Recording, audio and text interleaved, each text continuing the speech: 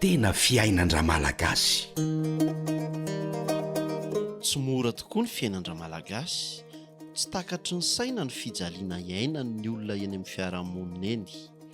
Tiana renim-pianakaviana iray 7 taona monina eny Anosy Soambomanarina eny, voan'ny aretina homamiadan'ny tatavia izy indray no arahintsika eto amin'ny tena fiainan-dra malagasy.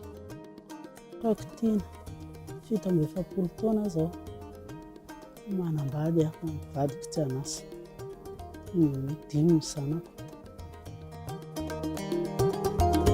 I Tiana moa dia olona mavitrika sy mazoto miasa talohan'ny narariny, saingy noho ny aretina izay tsy nampozina dia tsy afaka nanohy ny asany intsony izy. Ny aretina mahazo anahy kanseran'ny tatavia. Talohan'izay ny asa mizaona, nanomboka narary izy mbola afaka niasa teo amin'ny herintaona teo aho dia nanomboka amin'ny vonto ilay kibo. Dia avy eo vaky tetỳ avelany dia tsy afaka niasa intsony. Noho ny alafin'ny fitsaboana sy ny tsy fisian'ny hoentim-manana dia tsy afaka mitsabo teny Tiana, sanatrian'izany toa miandry fahafatesana sisa. Raha araka ny filazan'ny mpitsabo anefa dia mbola azo tsaboana tsara ny aretina mahazo azy. Ny fitsaboana nentina dokotera dia hoentim-manana tena tsy misy mihitsy. Fidiram-bola izay tena tsy manana fidiram-bola. Misy ninona ataova ohatra hoe manaikitra izy dia mitaditady vola kely eny dia mankeny amin'ny dokotera dia tsindrina fanaintainana ny 2 andro fotsiny dia tapitra iny dia manaintaina sy marary eo indray aloha. Indrindrindrina fa hoe ny pipi ianao tena hoe marary miantra amin'ny aina mihitsy. Tena tsy misy mihitsy fa tsisy fitsaboana atao dia miharitra fanaintainana eto. Ny reniny moa no mikarakara azy amin'izao fotoana izao, manao izay ho afany mitady vola amin'ny fanasan-damba, hividianana sakafo sy izay mba fanafody kely mety ho takatra. Fiantsonana Emiza, ny tena anarako Ralmanina Saondra. Sady alofa ohatry latsaka zao. Tena miady rery ianao.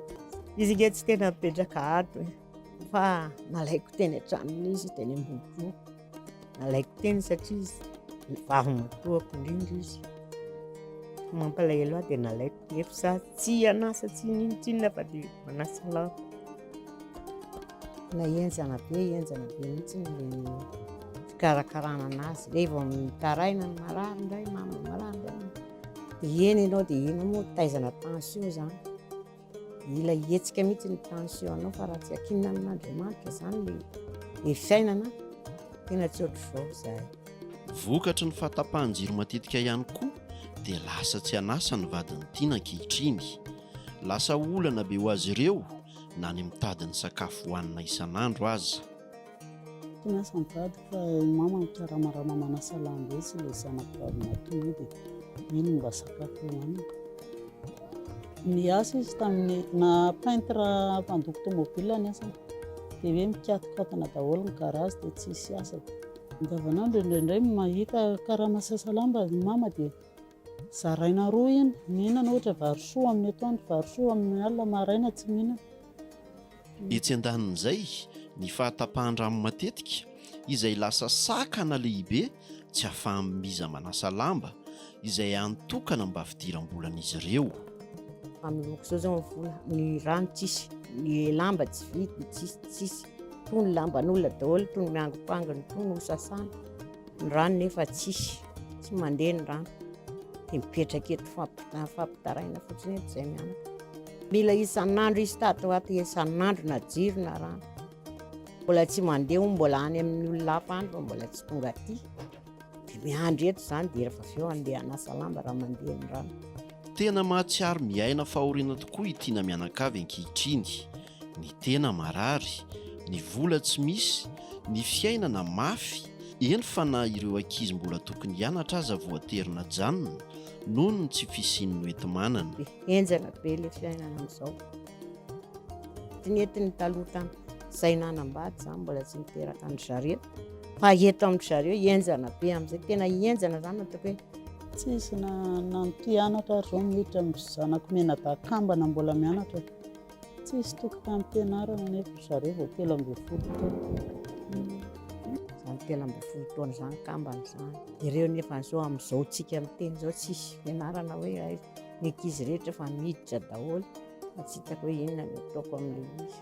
Maniry mafy tokoa ny mba ho salama moa itiana, saingy mbola sarotra ny mety hahatanteraka izany. Mba faniriko amin'ny fiainana zao dia mba ny ahafahako mba hoe mba sitrana zany, sitrana mba hanohizako ny hazakazaka ny hamelomako an'ireo ankonako ireo. Mety hahatanteran'ilay fanasitranana eo amin'ny le dokotera zany dia ilay resaka terapia, dia nefa ilay eto manana tsisy mihitsy. Dia dokotera mbola miteny hoe sitrana ilay izy satria kansera ao amin'ny tatavy dia izay terapia izay tsy maintsy atao. Tena mafy ny fiainandra malagasy, saingy iza tokoa moa no hamonjy. Ny mahantra eny foana, mizaka ny tseran'ny aina isan'andro.